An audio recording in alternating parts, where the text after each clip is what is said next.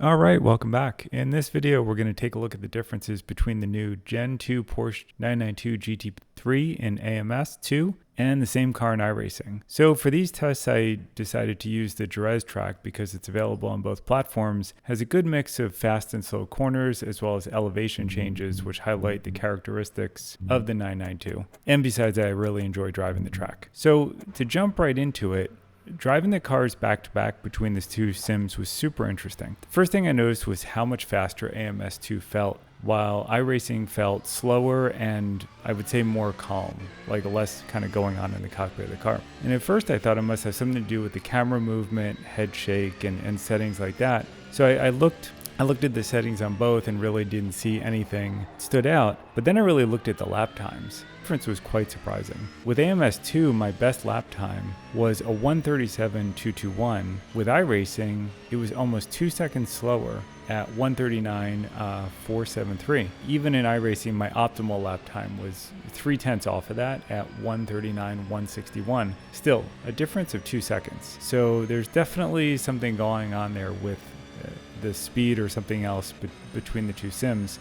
I'm not sure which one is more realistic, but I will say this. I did some quick searching and I went and found the Wikipedia page for the Jerez track and found a lap record from just recently in 2023 from an AMG GT3 Evo with a lap record of 140.714. Now, I'm pretty sure that was with the chicane configuration, which I did not use in my tests, but it does suggest that maybe iRacing is closer to reality on lap times, but who knows. Now, in both cases, I ran essentially default setups. And while I found iRacing harder to drive fast, I did enough practice that I'm pretty confident that my lap times are a fair representation of the difference between the two. And it wasn't just that I was worse at iRacing and I've been playing AMS2 more often these days. So that's pretty much one difference, was the overall lap times and feeling of speed between the sims. And then the next major difference I found is that it's much easier to get the cars in iRacing into an understeering situation. And this you could really see in some of the faster corners at Jerez. And what I found is in AMS2, I could work the car much more in the corners. So for example, if the car was going to push wide, I could ease back on the throttle a bit and then turn the car using the throttle in order to kind of rotate the car and get the back end kind of out a little bit, correct the corner and keep going. And I found this kind of made me much more comfortable pushing the car through a corner because I knew I had levers to get out of a situation kind of if I overdid it and came in too fast. By comparison, in iRacing, I found if I applied the same technique of lifting off a little bit, trying to use the throttle to repoint the car, the front end would pretty much just continue to push. I'd either go off track or just have to slow down so much that the lap time impact would be significant. So it's almost like once you got into that situation in iRacing, you really weren't getting out without a significant impact to your lap time. And so because of this characteristic in iRacing, it caused me to drive much more conservatively, and I found myself having to just think much more ahead and make sure I set up the corners correctly, because if I did make a mistake, I had less margin for error in correcting the corner.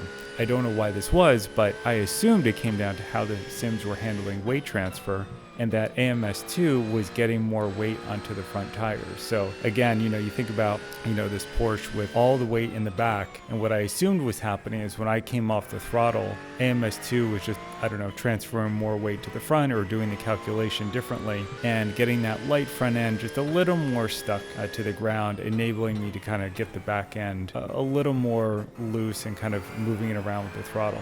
Again, I was just guessing. But then just by chance, I was kind of putting together the material for this video, and I came across this video, which did an excellent job explaining how grip curves differ between the games and did a much, probably much more database than mine, but it was like the right video at the right time, and it made total sense to me and really, I think, helped explain what the differences I was seeing between the games. So what we're going to do is let's just watch a little bit of that video right here. A peaky slip curve. What does that mean? This means that as the tires start slipping, as you start turning the wheel, the slip increases, and at some point there will be the maximum grip available. Peaky in that sense means that there is only a tiny peak at the top of the curve where you will have the maximum grip available. So if you steer a tiny bit too much, you'll suddenly be after the peak of the curve and you already lose grip, steer a tiny bit too little or not carry enough speed, etc. on the car, which also means the front end and the rear end of the car might be on different parts of that curve. So in Automobilista then, the situation is a tiny bit different.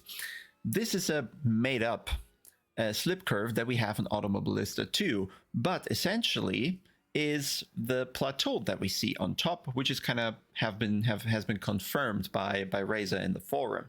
This means though that even if front and rear axle are on different parts of the slip curve, they still both produce an optimum amount of grip. And that means that if you go through a corner, you will always find the car kind of producing an optimal amount of grip through that corner, giving you huge options to play with going in the turns. You could have an understeery car, you could have a slightly oversteery car, but in all these cases, the car...